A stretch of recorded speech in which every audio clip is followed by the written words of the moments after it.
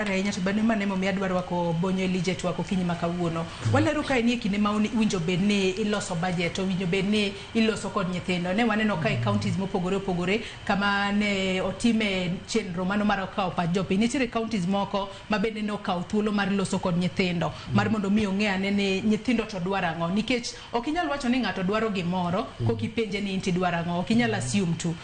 Bende kwang'iyo budget marwa ma kata mano ma higa mar 2025 mar 2026 mwalose gi sani bende oketo maino mare adiera kawo pach nyithindo makoro kata kopedhe to wach ni yes ne waloso kod nyithindo kwan makamae to magi e gik magidwaro to koro winjo be ni keto gi kalatas mondo magi gik makoro ichwalo mbele makare.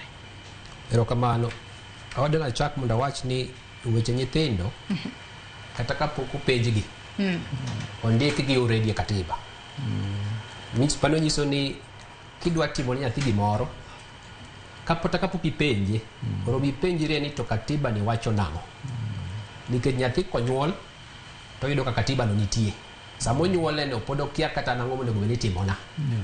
Emomiyo yudo ka katiba marwa osendiko gigo moro bed ni itimone nyathi. King'iyo katiba maber, nyathi oromo mi chiemo. Nyathi onego bed odak kama ler. Pi mimodho maler oromo bede. Kata kapok odhi sikul onego bed ni to chiemo ni oyude nade. Emomiyo yudo ka min nyathi samo nyuol nyathi onego bed ni odhodho nyathi dweche 6. To koonge chiemo, ka min nyathi onge chiemo to kobiro bedo gi teko malong'o mar dhodho nyathi. Koro sama ing'eyo ni budget ma nyathi ni chalo nade, onego ikwong ing'iye ni to min nigi to chalo nade. Nikech ka min nigi omiyo oyudo chiemo to biro bedo gi teko mar dhodho nyathine. Koro chak ma nyathi dhodho cha macha already budget.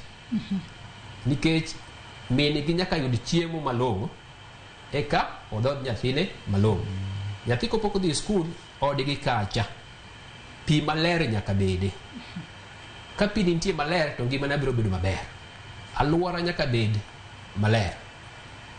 Koro kwang'iyo wach nyathi kata kapok openje ni nyathi idwaro ang'o gigi ondiki. Koro yudo ka sirikal sama timo budget to kwongo ng'iyo ni sirikal kwongo ng'iyo ni ang'o gang'o mondike katiba moromo watim. Koro yudo ka sirikal kata kapok odhi penjo ji ni dwaro ang'o gikwongo gindiko gigi. To kadok chien matin kane wae yiero sirikal masani nitie gigo mane gipango. Meaning ni gigo mane gipango already ondikgi. Koro sama idhi penjo nyathi ni dwaro ang'o cha ichalo gimitimo gimiluongo kizungu ni verification. Ichalo mana ni nyise pango ni dwa timo ni gimoro to koro i-confirm ni gimidwa timono en adiere ma gidwaro. Koro aneno ni nyithindo orobe ni winjo kaluwore gi gigo ma katiba owacho ni onego migi. To nyithindo masani ong'eyo katiba maber nikech ipuonjogi e skul.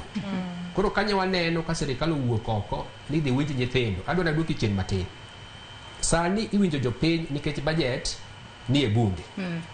To budget kane pok odhi e bunge ni lose gi executive. To kane executive lose ne giketo program maniwinjo go jopiny. Koro waneno ni executive oketo program mawinjo piny to niwinjo ji Nairobi ka KICC. Koro nwatemo mwatudore gi jonyuol gi skunde ma nyithindo nobiro Nairobi. Ma nyithindo gi nodhi KICC motero maoni margi. Mano kane sirikal ma executive timo margi. Koro sama ne bunge ni benya wawacho ni koro en opportunity moro nyithindo confirm ni to gima nyotere bunge gi bentie gi maoni margi. Koro adiera makende en ni nyithindo tiwinjo to winjo kaka iwinjo gi sirikal ema ok winj gi maber ahinya. Emomiyo nyineno kata iwacho Migori okipenjri to Homa Bay benyo winjgi. Kisumu benyo winjgi. Siaya benyo winjgi.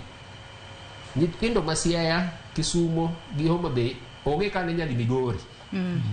To nyithindo ma Migori ka nyogolo pachgi kaluwore gi gigo ma Migori. Koro winji ti winjo gi to gima nyaka wang'i malong'o ni kwadwa winjo gi malong'o skul nitie. Onge tiende wakaw halls madongo nitere nyithindo ni winjgi to skul to nitie. Skul emonego bed ni winjo nyithindo pile tikawo maoni ma nyithindo te. To kwa time ka nyete bed ni Migori, otime Nandi, otime Elgeyo, Laikipia already iwe moko oko. To koro orogwa penje ang'o miyo ikawo ni nyithindo iwinjo kuondego to we skul. mane kama dana wego matin. Aya kumiwene mabenda aibo bedo kikwanye